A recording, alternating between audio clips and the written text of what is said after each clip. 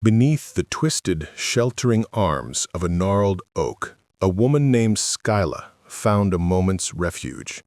The tree was a silent witness, its shade a cool balm against the sharp sting of grief that followed her up the hill. Below, a man lay on the ground, his eyes closed. From her vantage point, his profile was an unnerving echo of her own family's features, a ghost of her bloodline etched onto a stranger's face. A persistent, familiar ache throbbed in her jaw, a physical manifestation of a tension that had long since become a part of her. She rotated her jaw, but the knot wouldn't release. In the heavy silence that hung between them, a confrontation was building. Skyla was about to ask questions she wasn't sure she was ready to hear the answers to, venturing into a past that her family had carefully buried. The only question that truly mattered wasn't what he would say, but how much of her family's truth she could bear. "Sorry about your dad," she said, the words feeling clumsy and inadequate. "Okay," he responded, without opening his eyes. "Okay?" she echoed, a sharp edge in her voice. The irritation wasn't just with his non-answer, but with her own weak attempt at conversation. He sighed, the sound slow and weary. "Your grandpa used to say, 'Ask the questions you want,' or 'for the answers you want, but don't expect them to line up.'" "That's a shitty thing for a dad to say," she retorted, the words already forming a familiar, defensive rhythm. "What does yours say?" he countered, his eyes still closed. Skyla scowled, the ache in her jaw intensifying. In a family of assholes, there's no prize for being the biggest. He offered a small, humorless smile. "Cute. Here's more familial wisdom from your grandmother this time. A family has two stories, the truth and the dream. You can only hold one." She chewed on that, the statement settling uncomfortably in her gut. Shitty thing for a mom to say? "What does mine says, if you don't have anything nice to say, don't say anything at all." He finally opened his eyes, revealing pupils like twin needles. What a quiet place the world would be. Some of the cruelest things I've heard were subtext to something polite. How does her rule apply to that? It's not a rule. "Right," he said simply. She pushed off the tree, the rough bark snagging her expensive black blouse. A rip sounded, and she didn't care. The sound was a small rebellion. "I get the hint. You don't want to talk. More like you don't want to hear. Way to be a prick to your niece on the day of her grandfather's funeral." His eyes snapped open fully, an unnerving dead gleam in them. "He was my father. That was the wrong card to play." The words were so low they were almost a growl, and a shudder ran through Skyla. Shame rose up her neck, painting it red. She stretched her aching jaw once more, and then loomed over him, her arms crossed, the sun at her back. He didn't squint or flinch away. His unflinching stare killed the biting remark in her throat, freezing her in place. "You look like Robert from this angle," he said, his voice softer now. "What does that mean?" she asked, a plea for a clear answer in her tone. "Do you want a specific answer or the real answer?" "Truth or the dream," he replied, his gaze unwavering. "This bullshit doesn't make you sound enlightened. It makes you an ass," she seethed, the old family anger simmering just below the surface. In a single fluid motion, he sat up and stood, rising like a cat. She instinctively backed away. "Now you sound like him," he said, his eyes tracking her as he sidled over to the tree, resting a hand on its bark. "Be careful." She swallowed the acidic fear gurgling in her throat. "Careful of what?" "Questions can kill the dream." "Fuck your dream shit," she spat, the phrase an echo of countless arguments she'd overheard.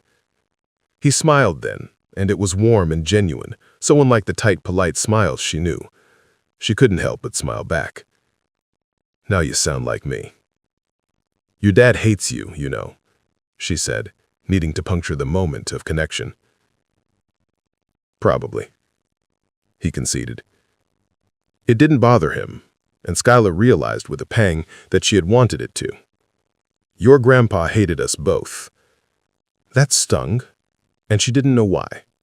"He loved us." He loved you. Your dad got some of the splashback. Shitty thing for a son to say. Are we going to pretend what you're saying aren't shitty, or can we skip straight to accepting it? He grinned up at the sky, a private joke playing on his face. "My dad died today." "Can't use that," she snapped. "You obviously didn't care about him." His eyes snapped back to her with that dead predator gleam. "I loved him. He didn't love us." "You don't act like it." He rubbed his eyes, the weariness returning. "This game is why I stopped visiting. I don't play it. Robert does. He likes the dream. I prefer the truth. I won't be bullied into pretending, and y'all won't stop trying. So Skyla, my precious niece, kindly make a fucking choice so I know if we're kindred spirits or if I should head home." A cascade of responses flooded her mind. "Fuck you. You're an arrogant piece of shit. You're not the only one who matters." She heard them all in her dad's voice. None sounded like her grandfather. Then other phrases followed, sounding like her mother. "I hope you can heal from this. You shouldn't speak ill of the dead. It's in the past. We should move on." "It's hard," he said, his voice softening, cutting through her internal monologue. "You feel it. Nurture from your parents, fighting that unacknowledged nature. The closest I ever came to enlightenment was figuring out compatibility with someone is an alignment of core desires, to pursue the grit of truth or live the soft dream. Your parents both love to dream. Edie, my partner, she is tenacious. If something matters to her, she won't stop until she knows the truth. It's why I asked her to stay behind, but I miss her every minute we're apart." He pulled out his phone and showed her a few pictures. Skyla leaned in. Fred was a tall man, yet the woman in the pictures towered over him with a high fade haircut and tattoos up her neck. She winked at the camera, her tongue jutting from a wide grin. Fred's smile in the pictures was sheepish, genuine, and vulnerable. A tightness spread through Skyla's chest. She had never seen her parents smile like that. "She looks nice," Skyla said, her voice quiet.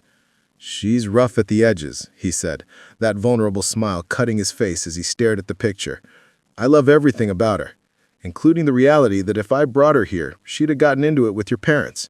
I can walk away. She never does." "That's badass."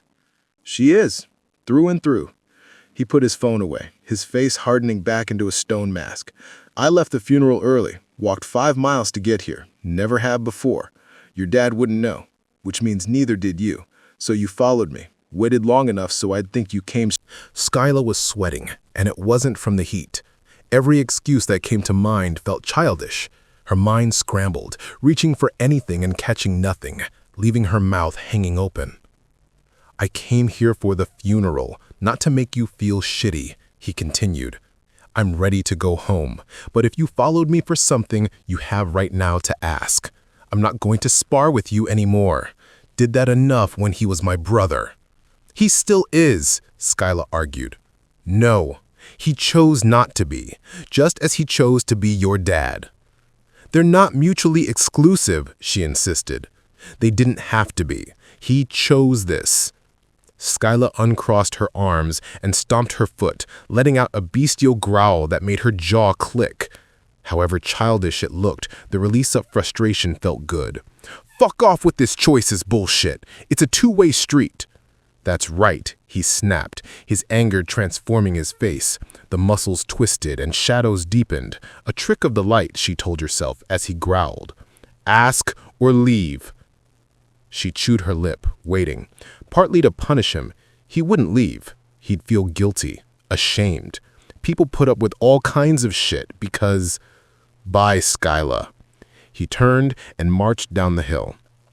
She waited. He reached the bottom of the hill and waited. He reached the street and waited. He never slowed, never looked back. She watched him march down the sidewalk. If he reached the intersection, she'd lose sight of him forever. So she sprinted, stumbling down the hill, her arms pinwheeling for balance. She nearly face-planted. A group of young men were playing frisbee in the opposite direction. She tried to outrun the embarrassment. Fred reached the intersection and crossed without slowing, headed towards the next hill and the dark tunnel burrowing through it. She paused long enough to take off her modest heels, the pain in her ankles a stark reminder of her poor choice of footwear. Then she sprinted. Skyla wasn't on the track team, but the coach had tried to recruit her every week. She was fast. Genetics, her dad called it. The gazelle genes. Her grandfather had called it something else. Predator blood. He disappeared into the dark of the tunnel. It was a long walk to the other side. She reached the entrance a minute later, entering at a full sprint. Darkness swallowed her. A damp, earthy smell assaulted her nose. The sudden chill disoriented her. She blinked away the fuzziness that crawled at the edge of her vision. The dark coalesced into shapes, outlines of objects beneath a satin sheet. One shape stood against the wall. Human. It stepped out before she could react, pushing her against the wall. She tried to shout, but an arm barred her throat. She tried to kick, a hip pressed against her midsection. She tried to flail, hit, claw. Both wrists were caught in his free hand and pinned to her collarbone. The hushed voice of her uncle slid from the shadow. "You didn't ask. You didn't respect my decision. Now, you will hear this." The pressure on her neck eased a fraction. "If you scream, I will stop you. Run and I will catch you, but I won't hurt you." The arm relaxed. She thought about screaming, but spat in his face instead. He didn't flinch, letting the glob slide down his cheek. "You're hurting me." His expression didn't change. Is physical pain what matters? But you take all the verbal swings you want, consequence-free. She sneered. "My brother and I grew up differently. Mother taught us love, compassion. Father taught us survival. When we were children, 7 for me, 6 for him, we asked our parents if we were difficult babies. Mom said all babies are a challenge. Parents need time to themselves. I protected you by taking a break for myself.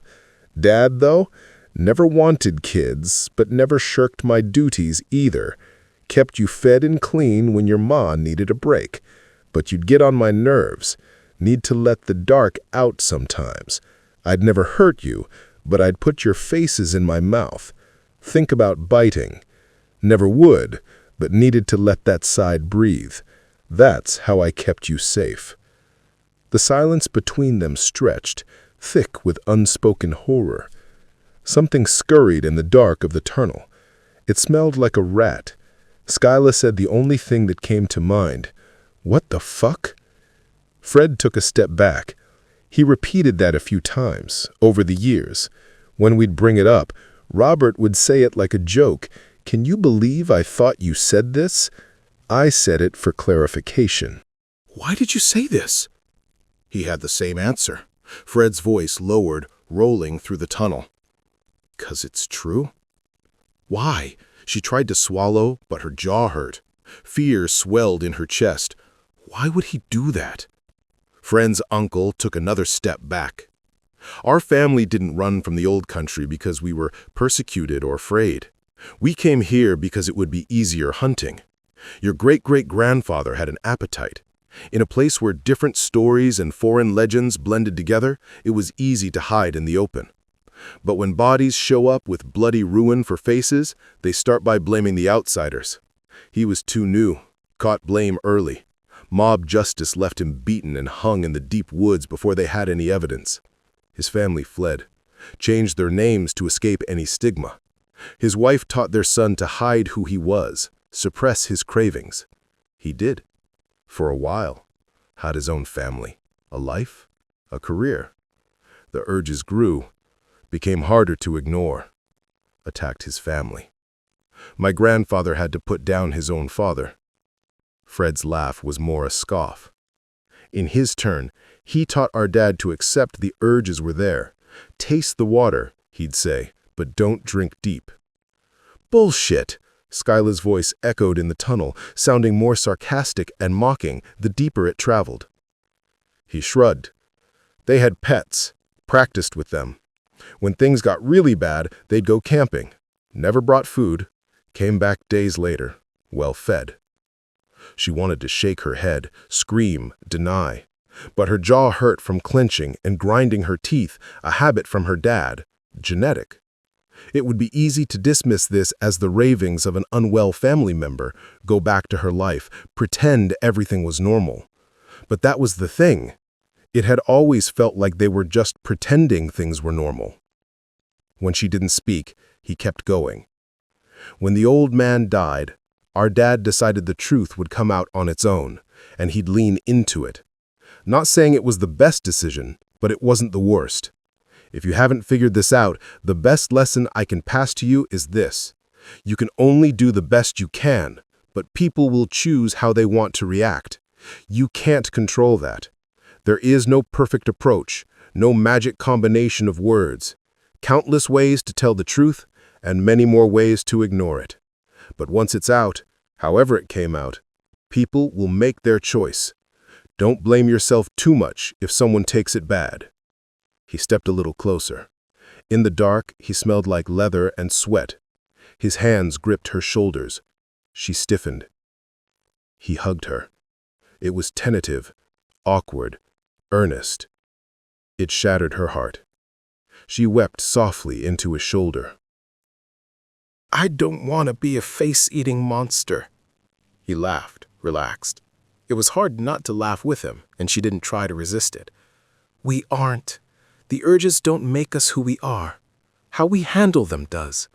People choose to be monsters, and monsters choose to be people. It's not about denying. It's about accepting and finding ways to coexist amicably. Sometimes that part of you just wants to be seen, acknowledged. But if it's going to hurt someone, then it's our responsibility not to let it. It just is. We just are. And that's okay." They held each other in the dark tunnel for several minutes.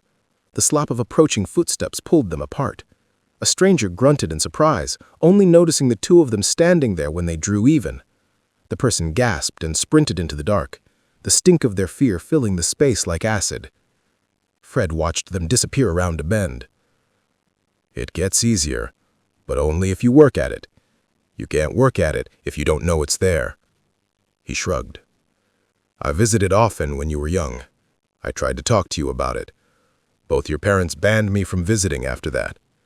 I always hoped to get a chance to try again, and that you'd listen if I did." He leaned against the opposite stone wall. "I hope it's made a difference." 2 nights ago, Skyla said, unaware she was going to share until the words started pouring out. "I was with my boyfriend. We were, yeah. While he was sleeping, I kept having this urge. It made my jaw ache. Still does." He watched her. No judgment, no denial. "I didn't—" "Talk to your parents?" She scoffed. "You know how that would go." "I do." He took a pamphlet from his back pocket. Her grandfather smiled on the cover. Fred scratched a phone number on it. "Call me anytime you need to talk." She took it, nodded, thanks. When he turned to leave, the other pressure building in her chest erupted. Why did Grandpa have a closed casket? Stillness gripped his body, immediate and so perfect it seemed unnatural. She purged the unease that had been sitting in her bones for a week, like lancing a boil. Dad visited him. Grandpa passed the next day. Car accident, and he'd been drinking. Dad waited back at the house. Skyla couldn't keep the pleading whine from her voice. Why would he stay at the house and let him drive drunk? Fred took a deep breath in and let it out slow. Good excuse for a closed casket. There it was, the word stuck in her mind. Excuse. When she spoke, her voice was hoarse from a dry throat. When Dad called to let us know, he told me Grandpa never wanted an open casket. Car accident was a good excuse. His fists clenched, his jaw tightening into a frown so deep it seemed to cut into his neck. It was no trick of the light. When he released the tension, his features slid back into place. When we learned to drive, Dad said a car accident is a good excuse for a closed casket. He saw the confusion on her face. It wasn't a warning about driving. The cool air of the tunnel chilled the tear trails on Skyla's cheeks. "What do I do?" she whispered. He sighed. "It might not be something you have to worry about, but keep watch. Lock your door at night." "And me?" "Women were always stronger in our family. You might be fine, but Edie and I go hunting in a couple of weeks. Yearly trip. You can come with." "She knows?"